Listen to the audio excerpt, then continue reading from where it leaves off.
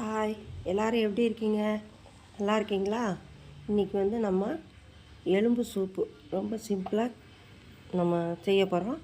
அது எப்படி செய்கிறது அப்படிங்கிறத இப்போ நம்ம பார்க்கலாமா? அதுக்கு முந்தி என்னோடய சேனலை சப்ஸ்கிரைப் பண்ணிவிட்டு அப்படியே ஒரு லைக் ஒன்று பண்ணிடுங்க. இப்போ வாங்க நம்ம எப்படி செய்கிறதுன்னு பார்க்கலாம். ஒரு குக்கரில் ஒரு 2 ஸ்பூன் நல்லெண்ணெய் விட்டுக்கோங்க. பட்டை, கிராம்பு, அன்னாசிப்பூ இது எல்லாமே இந்த ஸ்பைசிஸ் போட்டுக்கலாம், ஏலக்காயை தவிர. இதை போட்டுட்டு அது நல்லா வெடிக்கட்டும். இப்போ வெங்காயம், நான் சின்ன வெங்காயம் போட்டிருக்கேன். நம்ம சின்ன வெங்காயமோ பெரிய வெங்காயமோ எதுவாக இருந்தாலும் நல்லா ஒரு கப்பு அளவுக்கு போட்டுக்கலாம், கட் பண்ணது. இது ரொம்ப டேஸ்டியாக இருக்கும், சீக்கிரமாக செஞ்சிடலாம், ரொம்ப சத்தானதும் கூட. இந்த சளிக்கு, இருமலுக்கு இதுக்கெல்லாம் வந்து இது வச்சு கொடுக்கலாம் பசங்களுக்கு. பாருங்கள், இப்போ போட்டாச்சு. இப்போ வெங்காயம் வதங்கட்டும். இது கூட கொஞ்சம் பூண்டு, அதையும் போட்டுக்கோங்க. பூண்டையும் போட்டு வதக்கிக்கலாம் நல்லா. இது நான் வந்து முதல் நாள் சிக்கன் வாங்கினோம். அதில் வந்து நான் இந்த எலும்பு மட்டும் கொஞ்சம் பொறுக்கி எடுத்து வச்சுட்டேன் ஃப்ரிட்ஜில். அதை எடுத்து இப்போ செய்கிறேன். ஏன்னா நிறைய இது இஞ்சி, ஒரு துண்டு இஞ்சி தட்டி அதையும் போட்டுடலாம். இது நல்லா வதக்கிங்கன்னா ரொம்ப செவக்க வேண்டாம், லேசாக வதக்கினாலே போதும். வாசனை வர்ற வரைக்கும் வதக்கினா போதும். இப்போ வந்து இது கூட நம்ம எடுத்து வச்சுருக்க அந்த எலும்பு அதையும் இதோடு சேர்த்துக்கலாம். சிக்கன் எலும்பு நான் கொஞ்சம் தான் எடுத்து வச்சேன். அதை எடுத்து வச்சது தான் இப்போ காலையில் டிஃபனுக்கு பண்ணலாம். போட்டு கொஞ்சம் மஞ்சள்தூள் போட்டுருங்க. போட்டு கொஞ்சம் வதக்கிக்கலாம். இது ரொம்ப டேஸ்டியாக இருக்கும், குடிக்கிறதுக்கும் ரொம்ப நல்லாயிருக்கும். ஆப்பத்துக்கு, தோசைக்கு கூட நம்ம சாப்பிட்லாம், இடியப்பத்துக்கு சாப்பிட்லாம், இல்லை சும்மா வெறுமனே குடிக்கிறதுக்கும் நல்லாயிருக்கும். இப்போ பாருங்கள், இப்போ இது வந்து வதங்கிருச்சு ஓரளவுக்கு. இப்போ கொஞ்சம் மிளகாத்தூள், ஒரு 1/4 ஸ்பூன் மிளகாத்தூள் போட்டுக்கோங்க. நல்லா டேஸ்ட்டாக இருக்கும். வேணால் ஒரு தக்காளி இந்த ஸ்டேஜில் சேர்த்துக்கோங்க. செஞ்சு பார்த்துட்டு ஒரு கமெண்ட் ஒன்று போடுங்க, ஃபீட்பேக். இப்போ இதில் கழனி, அரிசி களைஞ்சி வச்சுருந்த கழனியை இதில் நான் விடுறேன். கழனி இல்லைன்னா நீங்கள் தண்ணி விட்டுக்கலாம். கழனி விட்டால் கொஞ்சம் டேஸ்ட்டாக இருக்கும். இப்போ இது வந்து வேகட்டும். இது கூட பாருங்கள், எலும்பு தான், எல்லாமே எலும்பு தான், சிக்கனில் இருக்க எலும்பு தான். எல்லாத்தையும் எடுத்துகிட்டு சிக்கனை பண்ணிட்டோம், இதை வறுத்துட்டோம். இப்போ வந்து இந்த எலும்பை நான் பண்ணுறேன் சூப்பு. இதில் வந்து கொஞ்சம் ஜீரகத்தூள், 1/2 ஸ்பூன் ஜீரகத்தூள், 1/2 ஸ்பூன் பெப்பர்,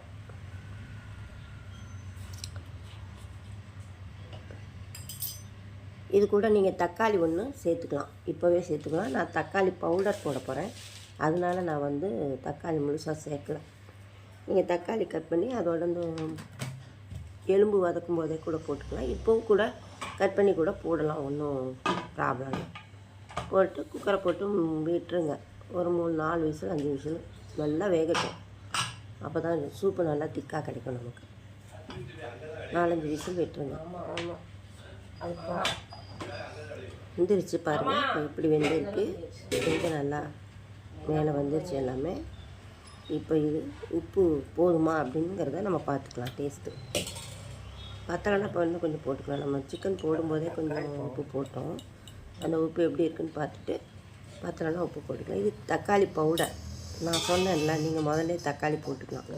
இல்லை இப்போ கூட தக்காளி கட் பண்ணி மிக்ஸி ஜாரில் ஒரு 2 பல்ஸ் விட்டு கூட ஊற்றிக்கலாம், கொதிக்க விடலாம். போட்டு கொதிக்க விட்டுருங்க,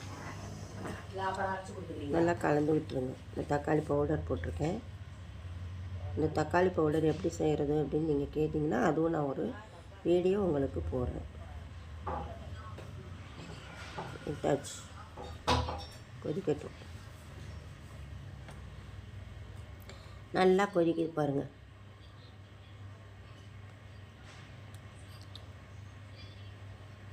மல்லித்தூள் வந்து தூள் வந்து போடலைன்னா பவுட்ரு பண்ணி வச்சுருக்கிறத கொஞ்சம், அது நம்ம மிக்சியில் போட்டு கொஞ்சம் கரகரப்பாக இருக்கும், அதுலன்னா ஒரு 1/2 ஸ்பூன் மல்லித்தூள் போடலாம். இப்போ வந்து கார்ன்ஃப்ளவர் மாவு 1 ஸ்பூன், நல்லா ஃபுல்லாக 1 ஸ்பூன் எடுத்து அதை கொஞ்சம் தண்ணியில் கரைச்சி இதில் விட்டுடலாம். அப்போ சூப்பு வந்து குடிக்கிறதுக்கு நல்லா திக்காக கிடைக்கும் நமக்கு.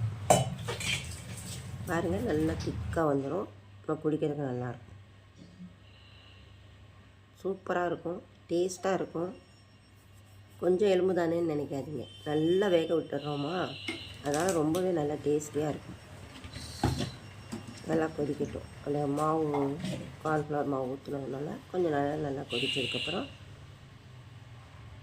பாருங்கள் எவ்வளோ அருமையான சூப் ரெடி.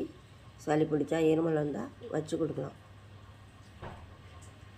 இப்போ இதில் கொத்தமல்லி தழை கொஞ்சம் கட் பண்ணி போட்டுருங்க. போட்டு இருந்தால், இல்லைன்னா ஒன்றும் தேவையில்லை, இருந்தால் போடுங்க. போட்டு இதை எடுத்து அப்படியே கப்பில் ஊற்றி குடிக்கலாம். தோசை, இடியாப்பம், ஆப்பத்துக்கும் ஊற்றி சாப்பிட்லாம். ரொம்ப டேஸ்ட்டாக ரொம்ப சூப்பராக இருக்கும். பாருங்கள், சூப்பர் ரெடி. இது வரைக்கும் என்னோடய சேனல் வாட்ச் பண்ண உங்கள் எல்லாருக்கும் தேங்க்யூ ஃபார் வாட்சிங். அடுத்து நான் நல்ல ஒரு வீடியோவோட வரேன்.